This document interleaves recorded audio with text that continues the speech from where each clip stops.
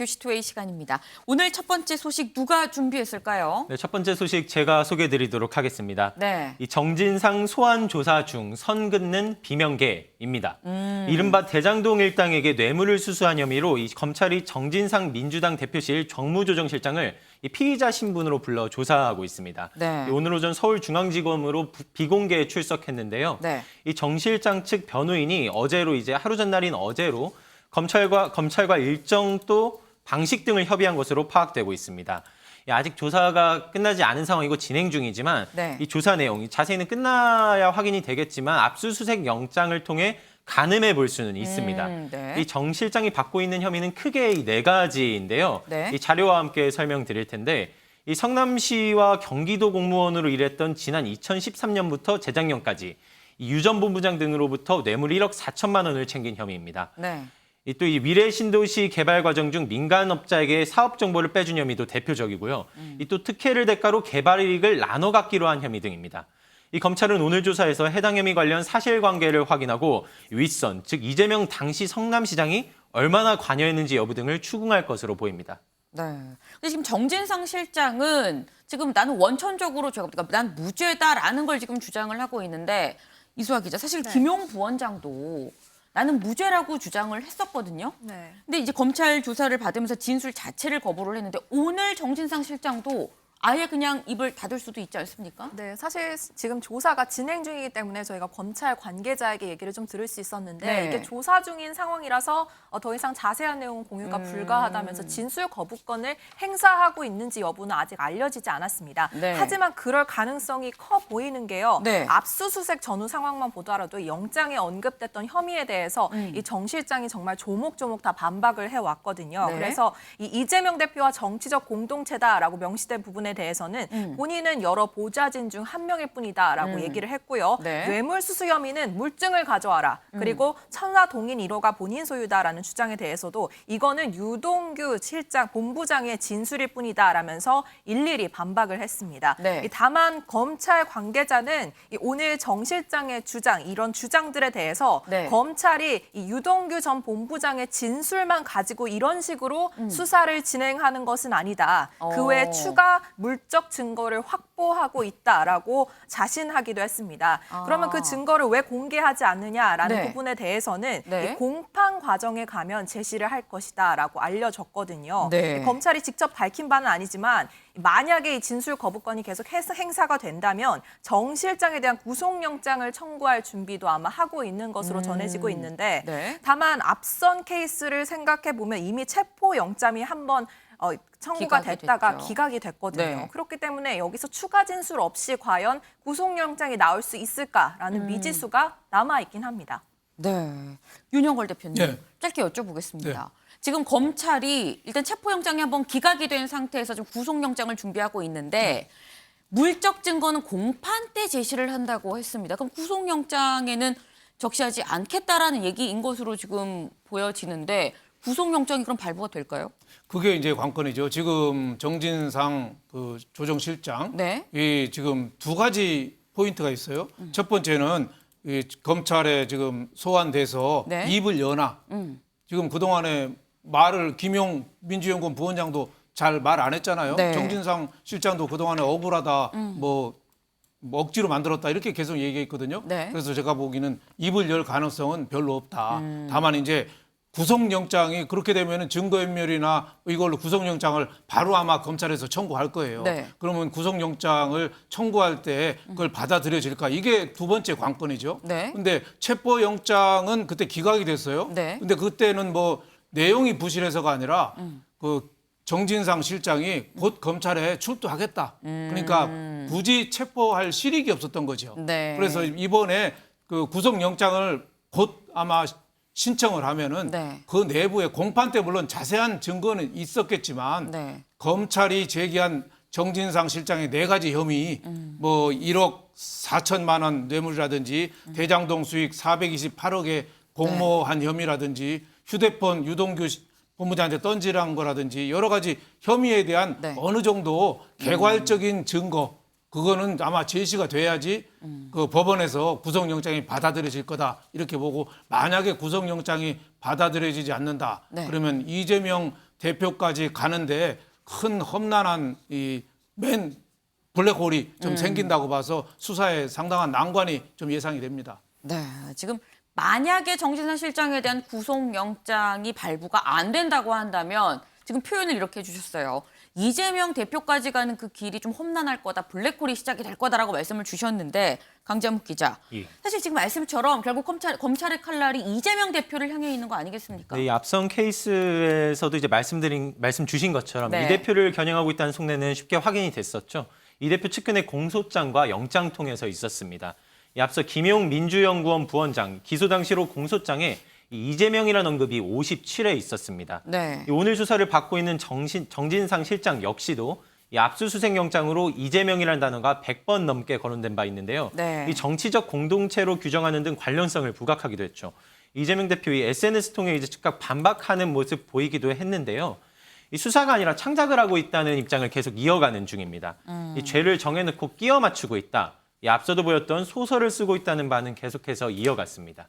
그렇군요. 윤경호 위원님, 이 이재명 대표의 소환이 초읽기에 들어간 거 아니겠느냐라는 전망도 나옵니다. 어떻게 보세요? 소환 조사라고 했죠. 네. 소환 조사 하려면 뭐 어떻게 수사를 완벽하게 해야 될지. 오히려 더 자신 있으면 체포영장이라도 한번 청구할 수도 있겠죠.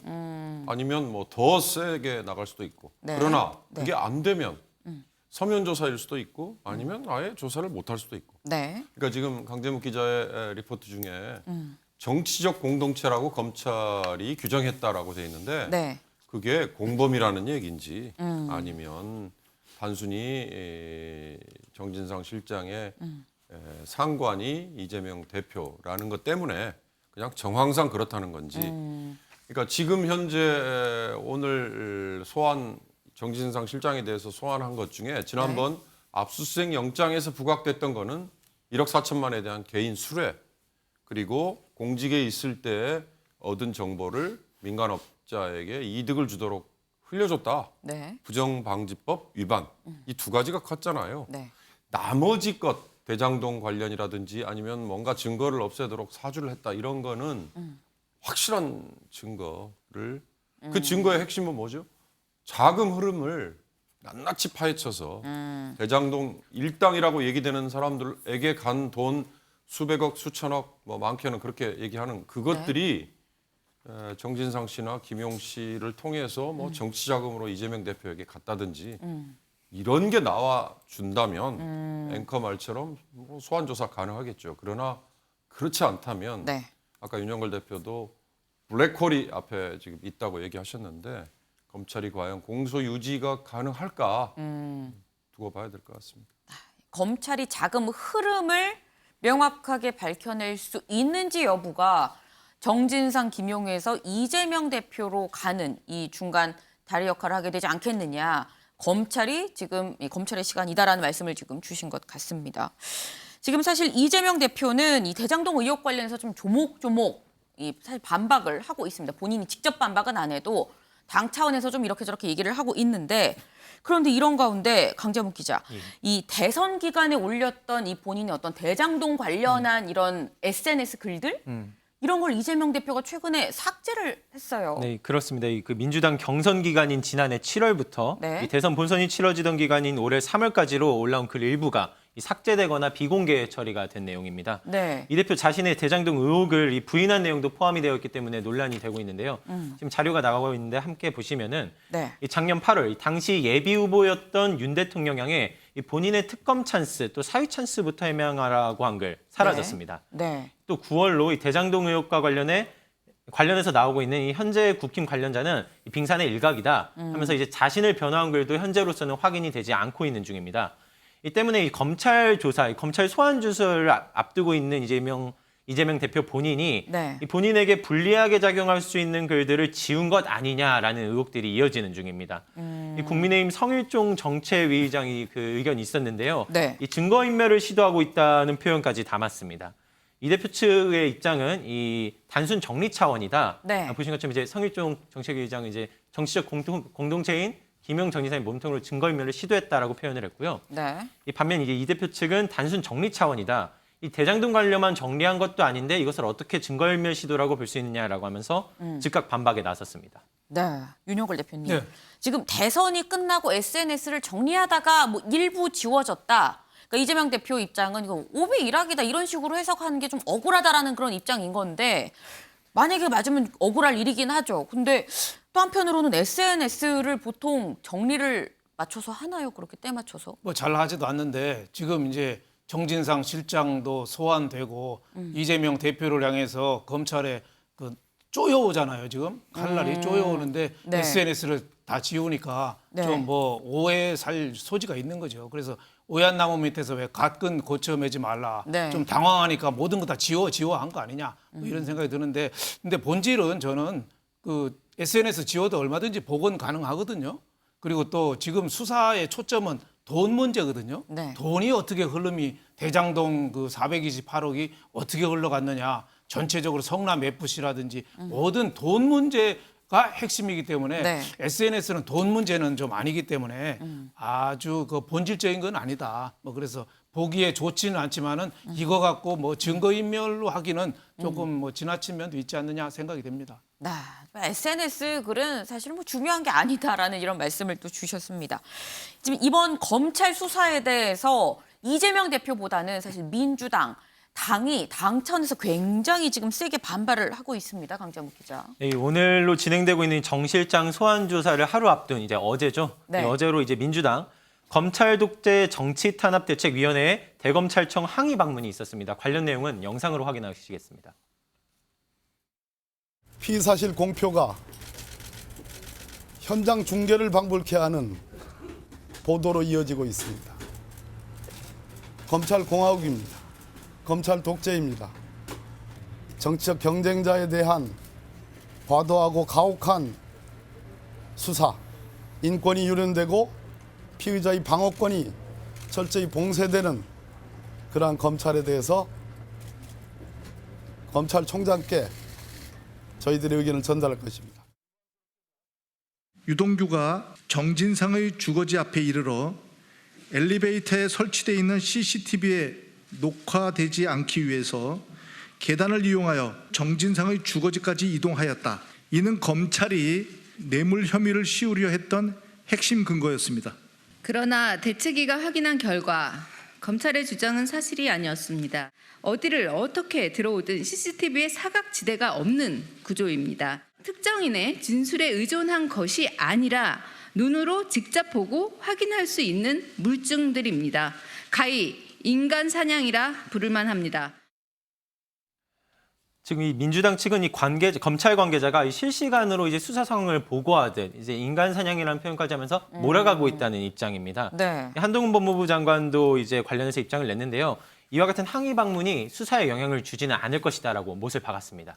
하지만 이 일부 비명계에서는 왜 당직자 개인 수사에 이렇게 당이 올인하느냐라면서 일각 비판의 목소리도 나왔습니다. 대표적으로 조응천 의원 목소리 듣고 오시죠.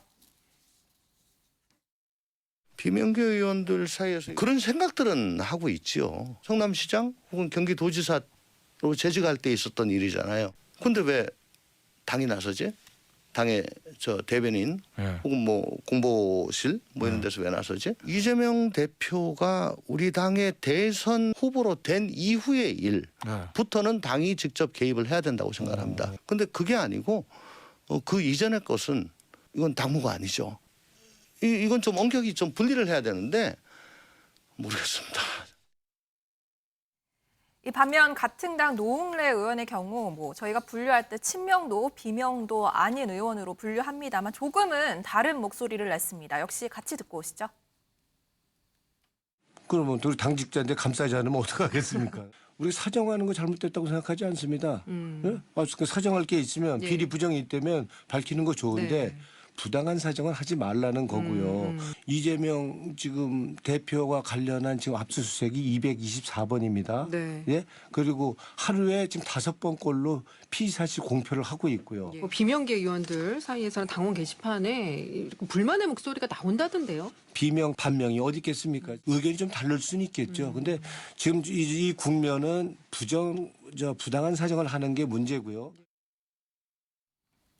네, 지금 들어봤는데 윤경호 위원님, 지금 사실 현재 이루어지고 있는 건 측근들 수사까지만 지금 이루어지고 있습니다. 근데 이게 수사가 본격화되면 지금 들으신 것처럼 뭐 조응천 의원 얘기 다르고 노웅래 의원 얘기 다르고 당내 내홍으로 좀 이게 좀 양분되는 거 아닐까라는 생각이 드는데. 어차피 이재명 대표가 당대표에 출마할 때부터 네. 이 정도의 부딪히는 얘기는 있었지 않았어요? 민주당 내 흔히 말하는 반 이재명계 내지는 비이재명계들은 네. 사법 리스크라는 거 처음부터 얘기했잖아요. 네. 이재명 의원이 당대표가 되면 나중에 검찰이 옥죄고 들어올 수도 있다. 그럴 경우 당 전체 위기로 가면 어떡할 거냐 이런 얘기 했으니까. 네. 어차피 비주류로부터는 이런 얘기가 나오죠. 그러나 아까 제가 얘기한 것처럼 정말 검찰이 측근들, 이재명 대표의 측근들에 대한 수사를 통해서 기소도 하고 공소유지하고 네. 그걸로 이재명 대표, 제1야당 대표를 사법적으로 옥죄할 정도로 정말 확실한 물증을 찾아내고 자신이 있다면 네. 그건 뭐 당 전체 차원에서 위기이기 때문에 그건 뭐 내홍 정도를 따질 얘기가 아니라 네. 뭐 당의 존폐가 흔들리는 거 아니겠어요? 그때는 그게 맞춰서 대응을 하겠죠. 네. 만약에 당대표가 정말 사법적으로 어떤 직접적인 이 뭐 영향, 뭐 기소든지 소환이든지 뭐가 있다고 한다면 그거는 당 차원의 리스크가 아니겠느냐, 대응을 해야 될 부분이다라는 말씀을 주셨습니다.